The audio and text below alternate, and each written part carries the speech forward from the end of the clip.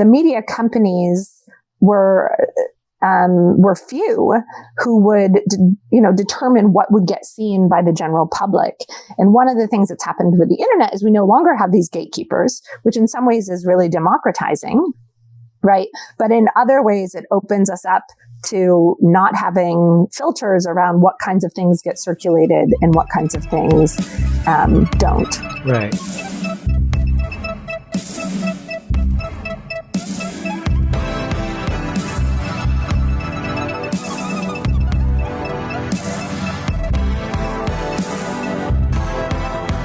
All right, ladies and gentlemen, back today with somebody I'm excited to talk with because we're going to be talking about media, social media, all types of pervasive media. We've got Professor Lee Humphreys. How are you today? I'm doing great. How are you? I'm okay, considering the state of the world. Well, What are you going to do?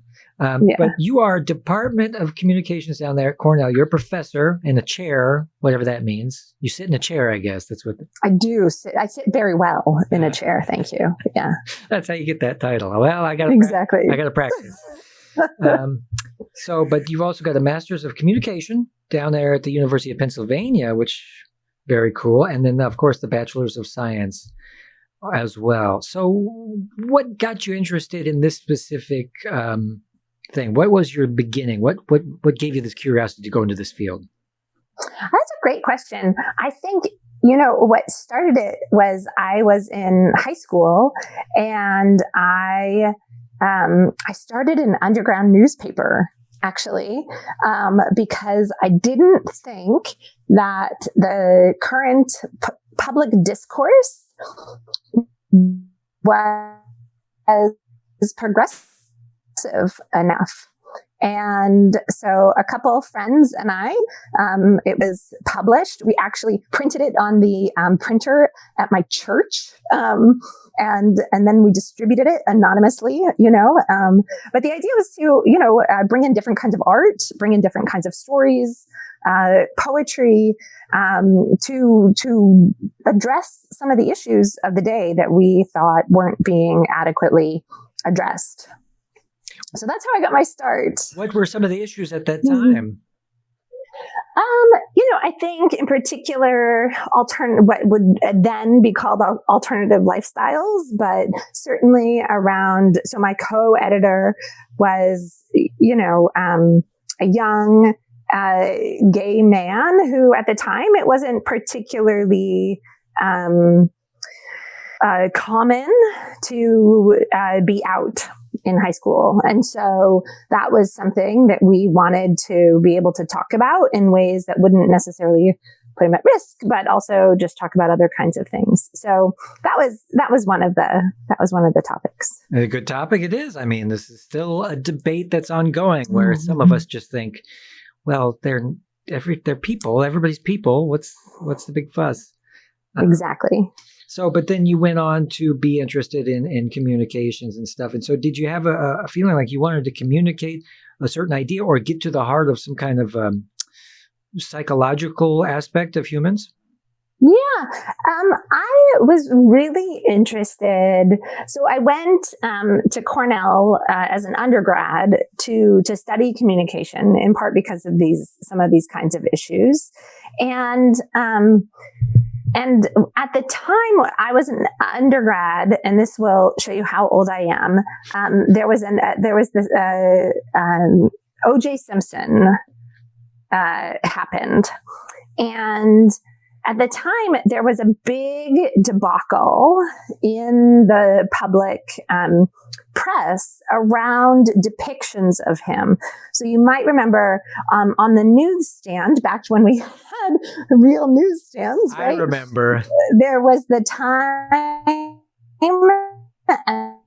and the Newsweek that were right next to each other, and they were his mugshot. And one was significantly darker than the other. And it caused this whole kerfuffle about digital media manipulation. So there was the National Geographic moving of the pyramids digitally on their front cover. And, we've always trusted National Geographic, and now can we trust any visual image? And so this was in the mid to late 90s. And so it was my senior honors research project was about photo manipulation, because the history of photography, you have actually been able to manipulate photos in the production process for a very long time. So there were examples of Stalin erasing people from photographs and then staging photographs during the Civil War. So there's a long history of this. And yet when it was put into a digital context, people got really anxious and nervous about it. So I devised this experiment where I asked people, how much do you trust this photo? And I showed them a quote unquote manipulated one and a non-manipulated one.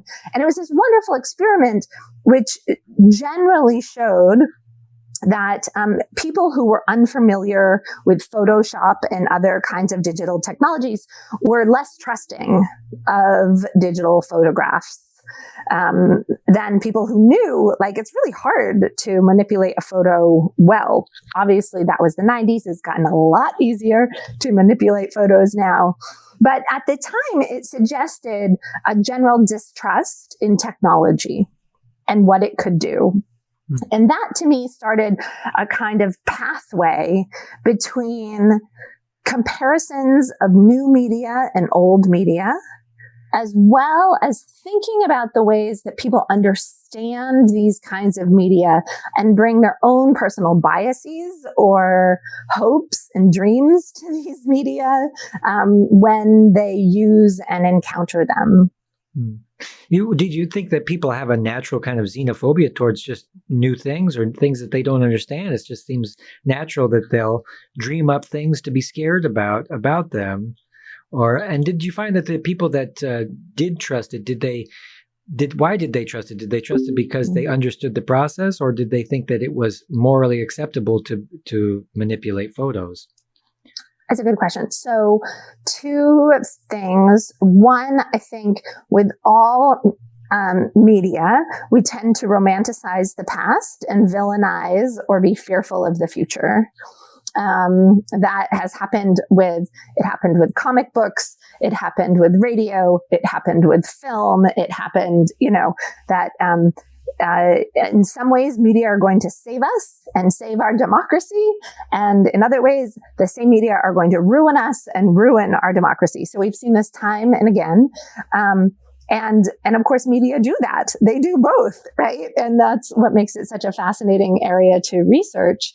In terms of people who were more comfortable and more trusting of photos, I think, part of the thing that they knew is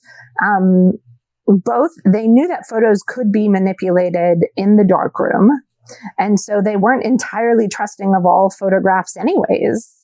And they also knew the limitations of the technology, that it can be really hard, right?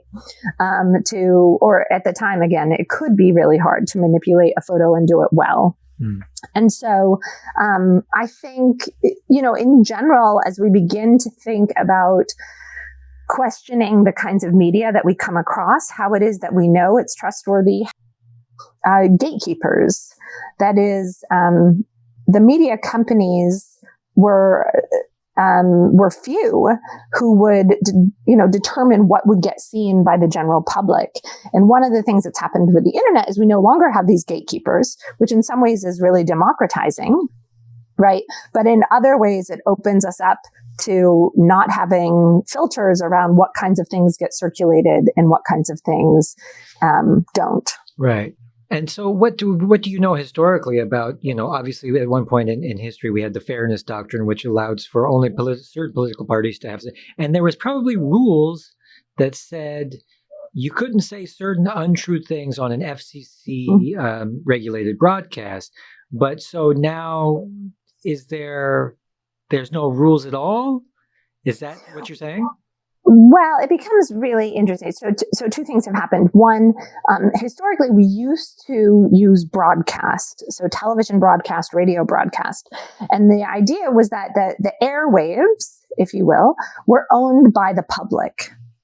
And so in the United States, at least, what would happen is the FCC would allow companies to use the airwaves, right? They would auction them off and broadcast companies would use them.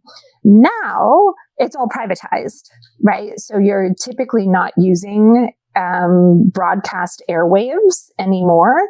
You're using a fiber, which is or other forms of broadband to get signals into the home. And so as a result, you're not beholden to the same kinds of broadcasting regulations because you're not using public spectrum in the same way. This is why, cable companies have more leeway regarding the content than they used to. Right. So that structure very much shaped the kinds of content. And online, anyone can say anything, right? So the thing I think that actually keeps a lot of discourse in check is advertising online. No, company or brand wants to be really associated with really, I should say most companies and brands do not want to be associated with racist, misogynist, kinds of language or content. Exclusive. Right? Yeah. It's like excluding people. Yeah. Right. And so we've seen, the media environment change drastically, both in terms of its kind of public good aspect that I think was originally part of it. And yet, I'll just say, I think children's content is pretty amazing these days, and it's probably driven by markets, right? And commodifying the child and youth and getting parents to buy everything under the sun and all of that. But it doesn't mean that the content isn't, in fact, really both educational and entertaining. I think particularly in the 3 to 5 year range, that I think that content is really great right now. Really? Okay. So that's hopeful because, I grew up in the time of Mr. Rogers, and Mr. Rogers had to go to court to say, look, we're trying to do something special on PBS with public broadcasting. And but then I grew up in the 80s when that kind of ended and it became, commercials for Teenage Mutant Ninja Turtles, and just the education kind of got siphoned out of children's programming, and we went on this way. So it's actually nice to know that it's maybe coming full circle again, because and obviously Disney, I don't know if you studied, Disney has an incredible pervasive effect on the education of children. I mean, have you talked about that at all? It's so interesting. I actually had a student who did an honors thesis where she interviewed kids about their perception of princesses and how princesses have changed over time. And it was fascinating because the princesses have changed quite a bit, actually. So you go from something like Snow White or Cinderella, who are pretty passive women who their joy is to find a prince and fall in love, right? Circa 1950 or something, yeah. Right. But these images and these princesses are still very much part of children's lives, even if they originated in a different time. And Disney has done a really great job of continuing to leverage those characters. And really contrast them to characters like Elsa, like Moana, and as well as to think about who villains are and what is the role of men in these movies as well, which is also really fascinating to see how young, and where the group that she interviewed was between 8 and 13. right? So it was still very much part of their media world, and it's just really fascinating to think about differences in who is the evil person and what do they represent, and how they really fall along gender lines in really interesting ways. Like the bad guys are often women. Right. Mean, ugly, old women. I mean, in the old school too, it was dark-skinned Disney villains like Jafar or the Lion King, the bad one in the Lion King. But they all were like a tone darker, and that gave me a little bit of a shock of it. Well, and it's interesting the way children, though, understand and interpret media. So they, for instance, at that age, the visual cues are actually really helpful in understanding that someone's bad. So I don't know if you saw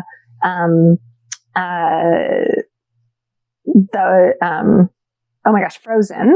Oh. But in Frozen, the villain was actually, part of why it was so surprising is because he wasn't a villain from the whole time, right? Like we all thought he was the good guy, the prince, and then it turned out he was, malicious and, but for young children, that would be very difficult to understand because he was not disfigured. He wasn't, but then what, as you pointed out, like what do all of those messages mean about dark skin, disfigured, right? That they're bad people, even like right? A handsome guy can be totally evil. Yes. Right. So like, this is really, I think, much better kinds of portrayals, but for little children, it's actually kind of hard to understand that. Yeah. And these are formative years for the kids. And I think what my concern is too is that Disney is being able to shape some of the most intimate ideas that we have as human beings at an early age about love, about food, about whatever. And I see that kind of all across every industry as well, not just media, but the influence of a boardroom that trickles down to the culture of the people. Absolutely. And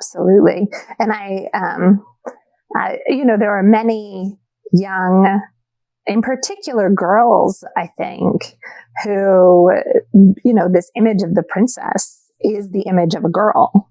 And shifting away from that is incredibly difficult as a parent. I'll just say personal experience. Yeah. Yeah, I can't imagine. I know that no matter, because I don't have kids, and I'm lucky I don't, because I thought the world is so confusing for me personally, and I just think I don't know how I would do it. But I'm extra sensitive. Like I'll get very upset about being manipulated and stuff like that.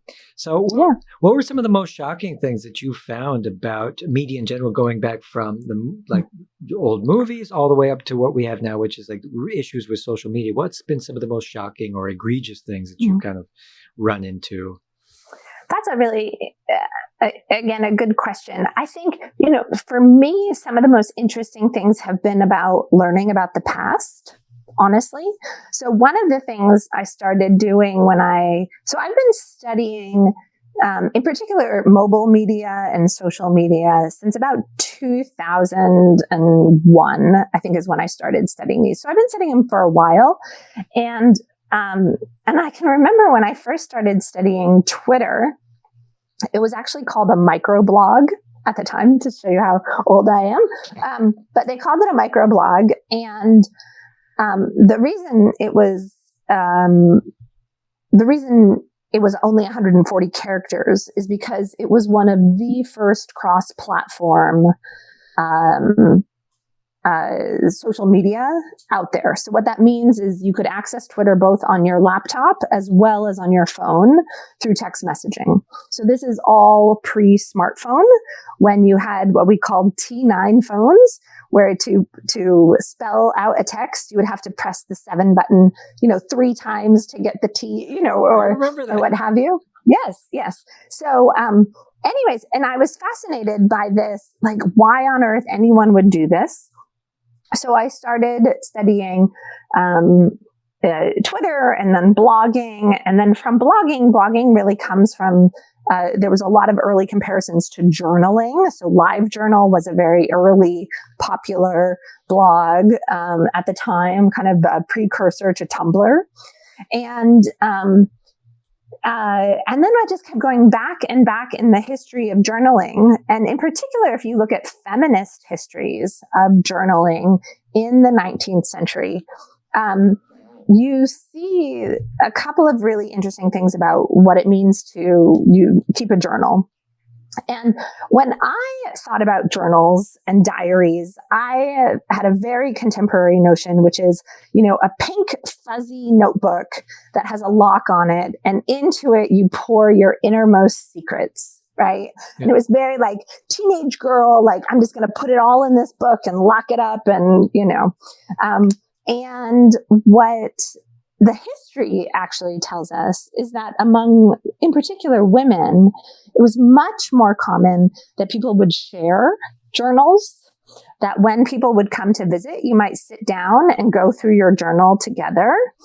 Young women, when they would get married, they would keep journals and then send them home to their parents as a way of maintaining kin and family relations. So it was actually very common, in addition to just like sending letters, that you would send your journal back and forth, and people would like write in the margins. And to me, this was a really fascinating way to understand what people were doing on Twitter. That they write about themselves, they write about their everyday, and it's really meant to share with friends and family, because these kinds of mundane but intimate details of our lives are fundamentally how we retain our relationships. I mean, it's a cathartic learning experience when you're honest and upfront about your emotions, and then your tribe or whatever should be kind of, open to analyzing them and then giving you feedback, so that, because I mean, that this is how human beings have always operated as social beings. Yeah, but even if it's not just about your emotions, it's just about what you've done. Like, it rained today and I went to the store and my feet got wet, and that was lousy, right? Or, and we went. Well, you should get yourself some boots. Exactly. Or, that sucks, right? Like those kinds of, right? Just kind of validation is also a really important thing. I've been there. Don't worry. It happens. Yeah. That's so cathartic by itself. So it was a really fascinating thing. The other really important thing about the diaries of women, in particular compared to men at the time, is that women not only talked about themselves, they talked about people in their community, whereas men were much more likely just to talk about themselves. And so women often played the kind of social glue in the communities and within the families, and their journals reflected that as well. So that was another really helpful way of understanding social media, that when people post on social media today, and sometimes they post about themselves, sometimes they post about the people and things around them, that's also a really common way that people will overall reinforce family, community, and kin relations in as it relates to their own role in that community. So we see this all the time with parents, right? Parents now post a lot about their kids, right? And that's part of what it means to be a parent, is to, share the development and milestones of your kids. And to document it, right? So we used to do it in baby books, and now we increasingly do it on social media. Yeah, there's the aspect of doing it for safety. You don't want to step outside of what's considered normal for the sake of the safety of the people you love. Yeah, I think so. And also, there's this idea that I think often happens with social media, that sometimes it particularly early on, I think in the like 2010, 2015, there were a lot of concerns about narcissism of social media users. And I think, to some degree, what should people post if not about themselves, right? Because they are at least expert on that, right? And I think that is, but we only see it as narcissistic if we think of the media environment as fundamentally thinking about news or things that are important, as opposed to thinking about it as I'm talking to my mom and I'm sharing this with her. Or I'm talking to my girlfriend from high school and I know this reminded me of her, right? Those kinds of things, when of course it's just communication and it's more about the relationship than it is about the content.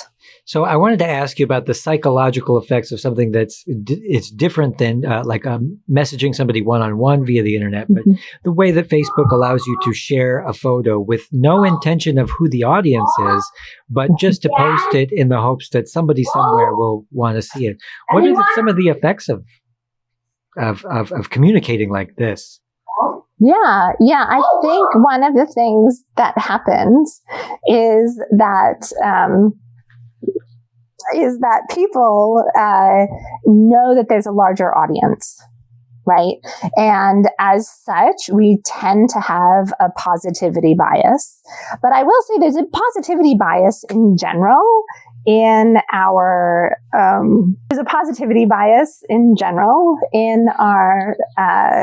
language, in the English language. And so I think in general we have this, but there have been examples from the past where, so for instance, it was very common in Victorian times in the US for parents to read their children's diaries aloud to the family in the evening. Right. So as you think about like different kinds of audiences, it becomes, we've had historical parallels before. I think one of the things that happens now on social media more than ever is this concept of context collapse. So historically, when I'm interacting with my child or I'm interacting with my students, they are very separate environments. On social media, they, of course, want you to have one account, which is supposed to encapsulate all of you. And so all of a sudden, you can't necessarily target different performances to different audiences. And so my kids are in photos that my colleagues see, right? And this happens on Zoom, of course, now too, with pets wandering in and kids wandering in. Yeah. But this happens a lot on social media, and it comes up, there are challenges of it when it comes to hiring, right? When potential employers will Google potential, I think I might want to hire this person. Let me look up, things about them. And they might be looking for professional content, but sometimes what happens is they encounter social content or personal content. And so I think that notion of context collapse, that it used to be a lot easier to keep the different versions of ourselves a little bit more separate than it is today. And it's not to say any of them are inauthentic, right? The way I engage with my grandmother should be different than the way I engage with my students, right? And yet it's all me. Yeah. But social media makes it trickier. You'll have actually people leaving platforms because as soon as grandma was on Facebook, young people just were heading for any other possible destination. And I understand that. But yeah, I wanted to get your idea about some of the more nefarious kind of ways that social media has been hurting us in a way. I'll ask you one last question. What do you think is the future for these type of media? And are we going to change for the good or are we going to change for the bad? Oh, I'm terrible at predicting futures. I will say you should do whatever I say the opposite is, because I really thought camera phones would never stick around. Really? I said, who on earth would need a camera on their phone? This is silly. And now I take photos everywhere I go and I snap things, some to remember, some because it's easier than writing it down, right? Anyways, so the future of media, I think it's a really interesting question because in my mind, this notion of everything in moderation is really helpful, including media. And I think it's important not to villainize media. I think media play an incredibly important role, obviously, in our work, in our social lives, in our entertainment, in our relaxing and health. It's not the only way, right? I do think it's actually really important to get outside and get fresh air and to step away from media. But I don't think that, for instance, we should tell kids that they're not allowed on these media because it's important for their socialization, right? In many ways, this is where socializing happens. And so I think, and it's the same thing for older adults and for all of us, right? That these technologies really help us to have positive social support networks, which are really important. But they are not the only means to this. Right. And so with all of these, using media, like how can we maximize the benefits of them and minimize the detriments is what I think my field of communication is immensely, it will keep us busy for a very long time to try to figure these things out. We're counting on you. Yeah. Well, I watch from the sidelines and I see great issues, but of course, here I am enjoying the fruits of technology, talking with a wonderful human being like you. I appreciate it. It's a double-edged sword, and we got to figure out which side is the best. So.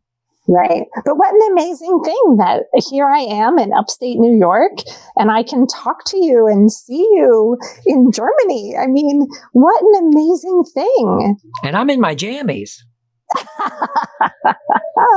Yeah, it's great. Yeah.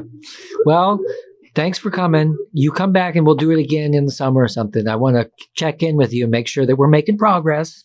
Excellent. Sounds good. Professor Lee Humphreys, Department of Communication at Cornell U.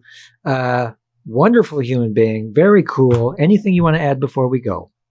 No, I'm all set. Thank you so much for having me. It's been so much fun. We'll sign off. I'll talk to you right afterward. Okay, bye, everybody. Thanks for coming.